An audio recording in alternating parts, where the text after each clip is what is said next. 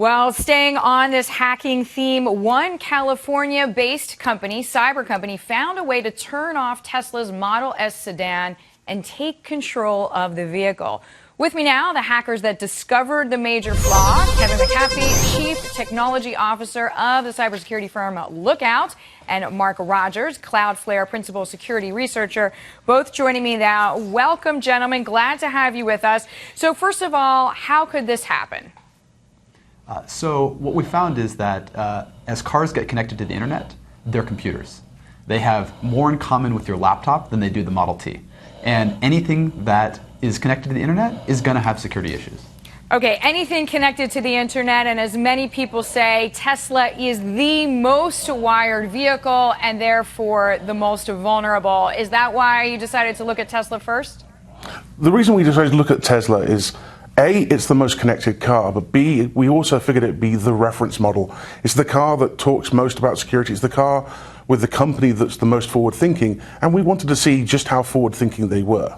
Okay, so Tesla said essentially they've fixed it. That is to say they have more or less emailed a patch, right, to the people who could have been affected by this. And Tesla also says that you guys hacked from inside the car, not outside the car. Do you care to clarify that? So that's correct, but it's actually much cooler than emailing a patch. What they have is a mechanism that they're able to transmit a patch over the airwaves to the car, and it's sitting there in the car, ready for the user just to click yes, and it installs itself. Much cooler than that. Yes, we got in through the inside of the car. There's a cable inside the car, and we kind of plugged into it, much like someone going into an office network and plugging into the switch and seeing what computers are on there. We then kind of scanned the computer systems and looked for vulnerabilities, and those vulnerabilities were how we got in. Okay, so that's how you got in, and what were you able to do? I read about stopping a car when it was at low speed. So A, is that true? And then B, what else? So we were able to, once we got into the system, the infotainment part of the system, we were able to issue commands towards the vehicle itself. These are all, mind you, legitimate commands that the car uses. For example, to put on the parking brake, stop the car, put it into neutral. But we issued it while the car was driving.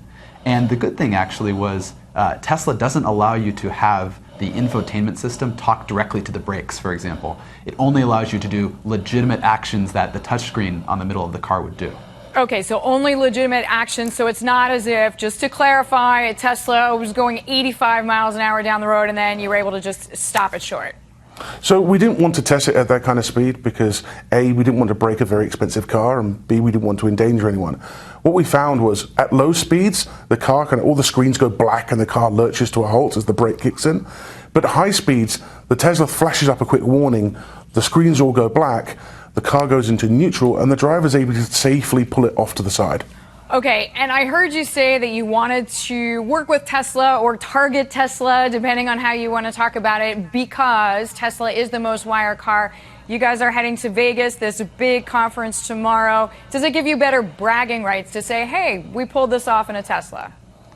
Honestly, our goal is we want to show how cars can survive cyber attacks.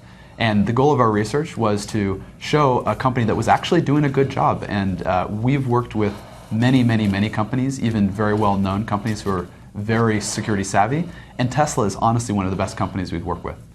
We have a number of guidelines that we're going to be disclosing to a lot of the engineers and security professionals in the audience that are how to build more secure cars, because we have to assume bad guys will get in. The question is, how do you make sure that the car can't be compromised when the bad guys get in? And to be honest, neither of us really need bragging rights. We're both seasoned hackers. I'm the guy who hacked Google Glass, hacked Apple Touch ID, and this red shirt that I'm wearing, I'm actually the head of security for the conference you mentioned. Okay, it's good to know. We'll keep out of your way. We won't offend you when we see you.